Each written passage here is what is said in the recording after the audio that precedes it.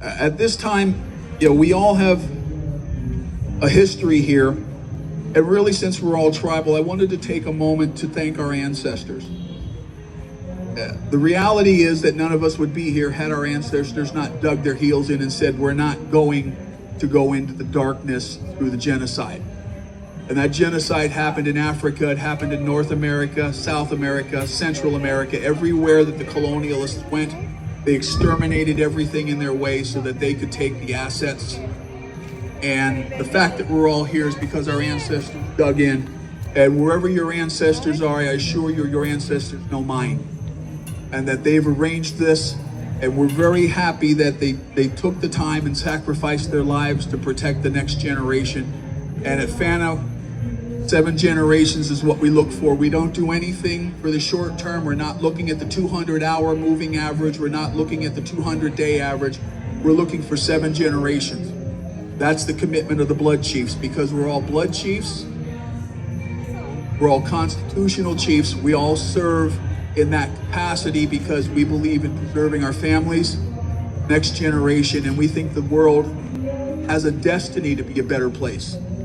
And the only way that that can happen, if you take a look at the word cultural placemaking, the center word is placemaking, and the second half of that word is making. It's not sitting down hoping.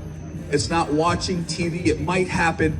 It requires effort. And if anybody understands physics, a change of directions is always violent, because the energy going forward has to stop, and there has to be an equal or greater than energy to drive it in the opposite direction.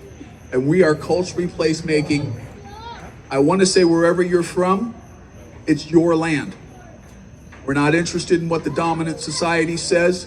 At FANA, every tribe has a treaty. We're all first contact nations. We will not yield our rights. None of these chiefs have signed a surrender agreement. We have not deeded away our land.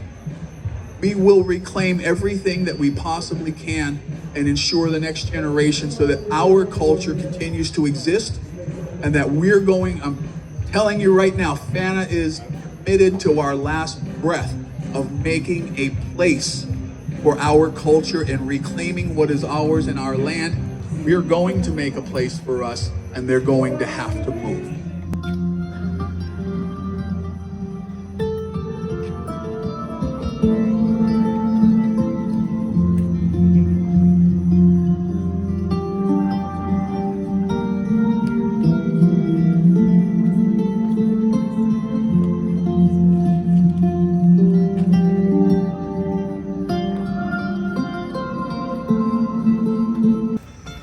We have reached agreement on not only a peace treaty, but also a commerce treaty, and they've agreed to sign into our court system as well. We will be executing the signing of those documents tomorrow in front of everybody, because we have another massive signing arrangement going on tomorrow afternoon. I don't want to spoil the surprise on that, but if you don't show up tomorrow here, you're going to miss out on some really good stuff.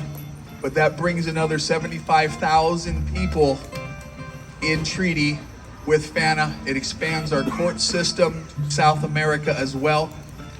And the one thing about the individuals in our court system, they are all underpinned with sovereign treaties that are enforceable, which means whatever the treaty signers decide to do going forward, we can do, whether it is import or export, judicial or otherwise. We plan on fully executing the rights of all treaties of everybody that we're in treaty with. And in case you don't know, all of the FANA nations in FANA are cross-treated for peace, commerce, and judicial. And I've had an opportunity to spend more than 100 hours with her in intense discussions, and I'm proud to affix my signature and FANA's seal to this agreement, because these are the kind of cousins and family that we have, and our families around the globe, and we're bringing them all back together. Each one.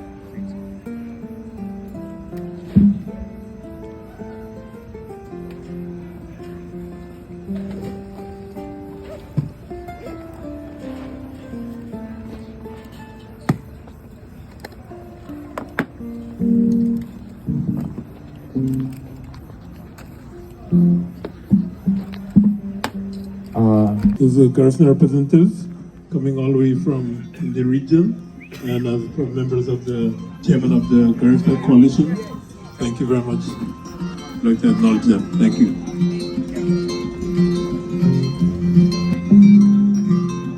Can I get a picture?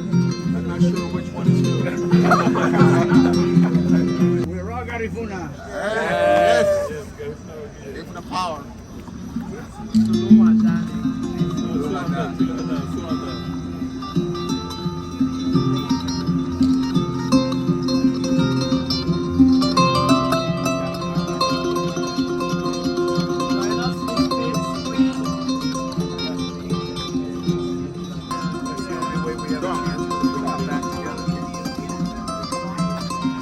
Alex.